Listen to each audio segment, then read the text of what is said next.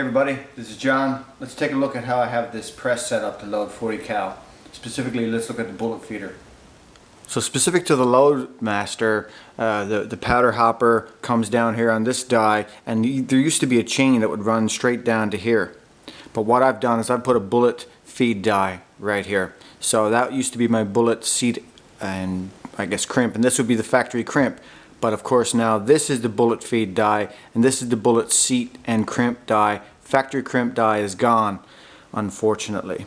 So this chain used to run down here. Now I've got a rod. This is just, I don't know, 3/16 or some kind of smaller than 3/16, probably 1/16, like 0.100 inch rod. It's a welding rod with all the crap cut off it.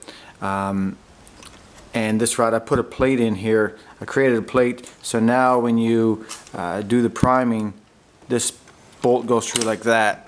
And I just took a piece of aluminum here and I put 2 holes through it, and I threaded one side, put a screw in it, and put the spring on it. So this guy, what this plate does is when it comes down, it ensures that this little arm is pulled all the way back, so that's the powder hopper is fully reset. So this little plate here, I just cut this out of a piece of metal and I JB welded a rod onto the bottom of it just to give it extra strength so it doesn't bend. That's about it for that. And then there's the bullet feeder. Look at my other video to see that. The Hornady bullet feed die for 40 caliber, 1 sensor, top sensor. Here's the tube. I cut a little hole in the tube here just in case a bullet were to be turned upside down. I could basically just open the tube and push the bullet out through a couple little holes in the back here. Another improvement here I've made is I used to use this funnel thing, copper pipe that the bullets drop in, and I found that worked okay for 45 ACP. When it was time to do the 40 cal, I guess the opening of the funnel here was so wide that sometimes the 40 cal bullets would fall in and be jammed because it would fall in sideways and they wouldn't fall down through the hole. So I came up with this thing. Essentially just a 3/4 inch hose comes through there. Took a pocket knife or blade and sort of beveled the edge here to make it sharp. And there's a little hole in the bottom there. And then there's that hole like that. As you can see, when you sort of mount this thing up, then it sort of goes like that. From the outside, you know, it goes like that, and on the inside this tube would come forward like this, so you've got the front edge of it is hidden under the floor and the bullets just drop right down the tube. So that serves to just give more reliable bullet feeding through that. Otherwise, you know, if you don't design this part very well, what'll happen is the bullets will have a tendency to get, you know, caught up on this hole as the turntable moves around, and that could cause the bullets to jam up here, and then the thing freezes on you, and then you have to wonder why it's broken and stop your process. So you need to have that running well. Then there's the groove in the floor. As the bullet comes along here, you want the nose of the bullet to run into the groove and then tip over. But you want the groove to be narrow enough that the bullet will just go over the top. And you've got to, the angle right here that you cut in, that's going to be critical also, because you want it such that as the bullet passes through this point, by the time it gets here, there's enough weight of the bullet and the lean of the bucket that the bullet will stay back like this, and by the time it crosses over the hole and crosses this point and it gets onto this point, this ledge here is supporting the bullet. So it's critical that you have the gap width correct and the angle correct, such that, you know, when this thing operates, the upright bullets don't fall in and tip over, and to make sure that the upside down bullets do come in here and tip over. So one of the things that's going to be critical when you do that is not so much this groove is in the right spot, but every single hole from the center out here, you want every hole, so you need perfect run out.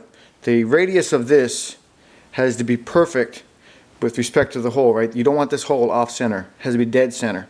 And you want this to be round, but more importantly, from the back wall to this center, you want that consistent for each and every hole. Otherwise, you know, this thing is going to wobble as it spins around, and then some bullets, the nose of the bullet will miss the groove, and that will cause bullets to not get turned upside down. Also, if the thing is going like this as it turns, the right-sided bullets, some of them may fall into that groove, and that will cause them to tip over. So this is I had a 45 ACP plate. This is a 40 cal plate, which is slightly different in that the depth of the holes it's more narrow this way. And what that does is that prevents two bullets from falling in the hole at the same time, because that would cause, you know, one bullet to be on top of the other, and then that would cause a jam, or the bullet won't flip upside down properly. And the width is a little more narrow. What I'm using here is 0.440, about 0.44. Next one, they're all about the same, 0.44. I don't think the width, like I said, the width isn't absolutely critical here. 0.442, and all I did here was I cut these holes using a straight edge and a pencil, and I marked them in, and I cut them out with a jigsaw. And the depth of the hole is about 0.4, maybe about 0.43 or something like that. Another thing I did, just drilled a couple holes here. I did this in several spots. I drilled a couple holes here and just took a piece of heavy gauge wire and put it in here. It's like that. That helps pick the bullets up and bring them up around to the top. I put it throughout, but what I did, I decided to take those off, because you can just pull this in and out. As you pull more bullets up to the bucket, that tends to bring more bullets up to the top of as the thing turns, and that can have a tendency to cause this thing to, you know, increase the drag as it turns, because you got more friction up on the and more surface area on the top. Also, what that does is it could tendency to have this thing tip a little bit, and that may reduce the reliability of having the bullets tip upside down. So I do have the holes there. I may put the wires in again sometime, but I don't find adding more of these really increases the feed rate. All it really does is it ensures that if there's one or two little bullets left as the thing is spinning around, that this thing here helps ensure that they get fed. Otherwise, they may just stay in the bottom and roll around forever. So this is my turntable for 45 ACP. As you can see, I've got some wires there. It's very similar, except the dimensions again are different than the 40 cal. This was the floor plate for the 45 ACP. And again, the groove here, as you can see in the other video, it's not a groove like before. It's just a groove cut in the floor. There's no part that sticks out.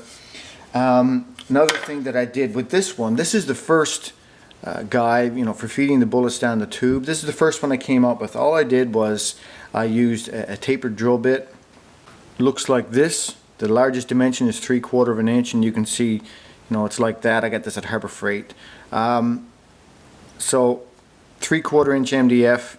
I just ran it down there and stopped, and then so the bottom was smaller than 3/4. So then I take some 3/4 inch hose, and now if you see here, the hole looking this way is smaller than the backside hole. So this is a second piece, hole drilled in it, and then what you do is you just take your hose in like that, and when you look through this way, then because the hole on this side is smaller, there's no ridge, and the bullet will just go straight through and not get caught up on anything.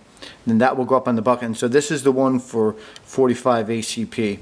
I didn't use it for 40 cal because I found that this hole was too big. When the bullet would fall in, it would actually go in sideways. It would sometimes drop. I mean, of course it's going to work great now, but sometimes it would drop on an angle and hold up like that. So I found that the best way would be the way that I use now, which is only one piece of wood and run this hose all the way up through directly to the deck or the floor plate, the floor hole. So there's no ridge or nothing like that for the bullet to get caught up on. And that gives pretty reliable feeding, you know, 1,000 rounds so far, no problem. The last thing to comment on is the Hornady bullet feeder die itself. I use moly-coated lead bullets. If you get that thing right out of the box, those bullets won't feed through that die very well. They'll get hung up. There's some collets and stuff like that inside that need to pass the bullet properly. There's a little ridge in there. There is a guy on YouTube, he does a Hornady bullet feeder die thing for lead bullets. Do a search, you'll find that video. He takes a Dremel and actually sands down or grinds down the collet inside the die to let the bullets pass through.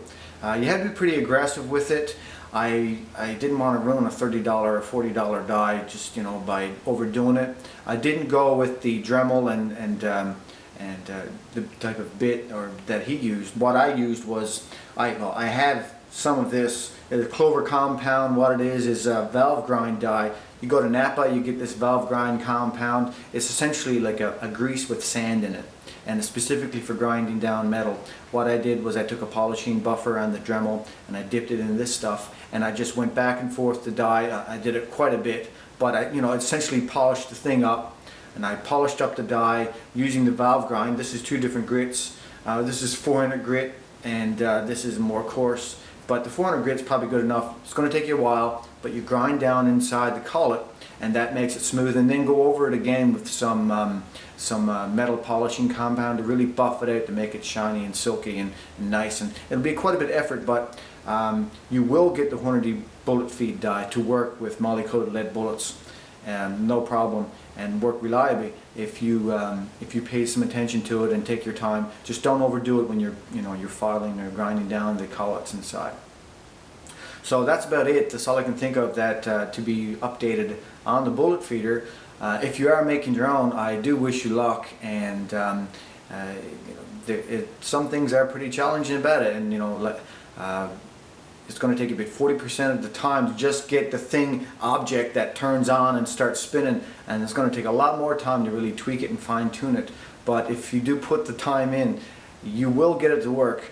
I think you will. I got mine to work, and it does make loading very pleasurable with such a bullet feeder die.